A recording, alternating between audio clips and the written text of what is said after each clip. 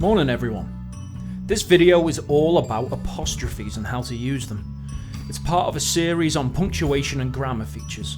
I'll put a link down below to the other videos in the series. Make sure you subscribe to get new videos as and when they are made. I'll also put a link in there to the slides which you can download for free if you want them. So what is an apostrophe? An apostrophe is this little mark that sort of looks like an upside down comma. We only ever use apostrophes for two reasons: possession and omission. Never for anything else, but more on that later. It's worth pointing out that this is probably the most misused punctuation mark of all time. It's definitely the thing that I correct the most in students' work. But you can notice examples of dodgy apostrophe usage everywhere, particularly on shop signs or posters. The word apostrophe comes from the French word apostrophe, which comes from the Latin word apostrophus, which comes from the Greek word apostrophos. Oddly, this translates to turn away. So for example, in the sentence, "That's it," we turn away the letter I and exclude it from our writing, and we put the apostrophe in its place. Bit of a strange way to think about it, but that's how it works. Eventually, over time, we also started using apostrophes to show possession too. Lots of different languages use the apostrophe mark: French, German, Catalan, Russian, Hebrew, Turkish, but a lot of them use it for different reasons. However, this video is just going to focus on how we use them in English, an idea that we stole from the French.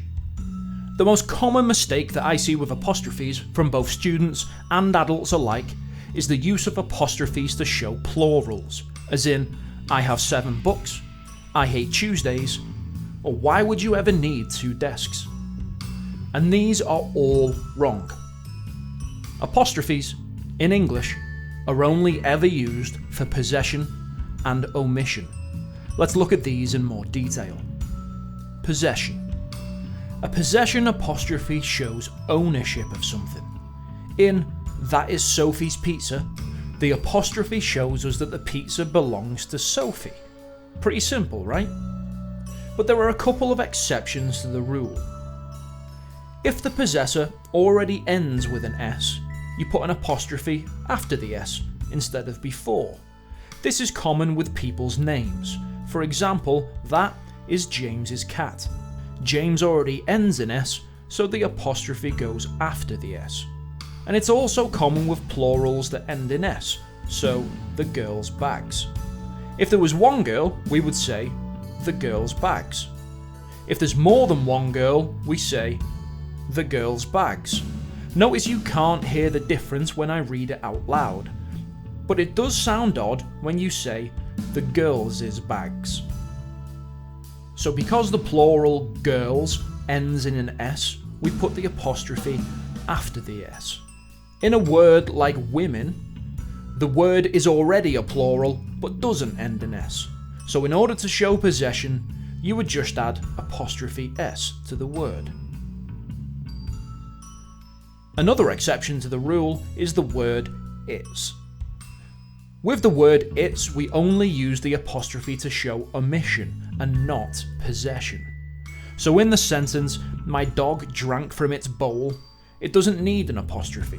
If we included the apostrophe, it would read, "My dog drank from its bowl," which makes zero sense. So in summary, apostrophes can be used to show possession. They come before the letter S unless the word already ends in S. They aren't used to show possession in the word "is." Pause the video and have a look through these examples on the right. See if you can identify which of the apostrophes are possessive. Bonus points if you can spot and correct the error.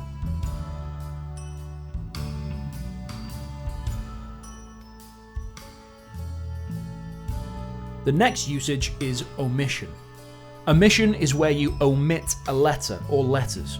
It's where you just take the letters out. This apostrophe rule is also sometimes referred to as contraction, which is where you shorten the words and join them together. The use of omission and contraction apostrophes is generally considered informal, so try to avoid them if you're writing a formal text. Common examples include the various forms of auxiliary verbs and modal verbs. So when could not becomes couldn't, we contract the two words and put the apostrophe in the place of the omitted O. Other examples include have not becoming haven't, or must have becoming must have. So all we do is miss out some letters and we stick an apostrophe in to show where the letters used to be. Sometimes we merge the words together, but not always. It's interesting too how a phrase such as "don't you like fish" sounds completely bizarre when you take away the omitted letters. Do not you like fish? Omission apostrophes turn up in other places too. So in the phrase "it's 5 o'clock", you're actually missing out the letter F and the word the. Way back in the 1300s, people used to say it is 5 of the clock. But over the centuries, we've contracted the words and omitted a few letters, so now we say it's 5 o'clock. And a similar thing happens with surnames like in O'Connor. The apostrophe is used to show the omission of the letter F. So in the name Jim O'Connor, the name basically means Jim of Connor, indicating that Jim is a descendant of Connor. And we can also use apostrophes to show the omission of letters without contractions. This comes up a lot in colloquialisms or slang. So a sentence like "he was running really fast", we use an apostrophe to show the missing G at the end of running, which just helps to show someone's accent when it's written down. You can technically make use of something called a double contraction, but it isn't considered proper grammar or formal, so make sure you avoid them. So it would be considered too informal to write something like "I mustn't have liked it or I'd have bought it". Pause the video and have a look through these examples on the right. See if you can identify which of the apostrophes are omissive. Bonus points if you can spot and correct the error.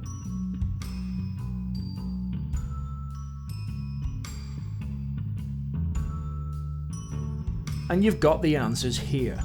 Give yourself a mark and see how many you got right.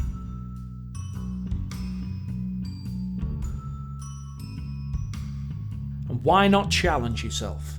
Pause the video and read through this extract from A Tale of Two Cities by Charles Dickens. I've taken all 20 of the apostrophes out. See if you can add them back in correctly. Mark each one with a P for possession or an O for omission.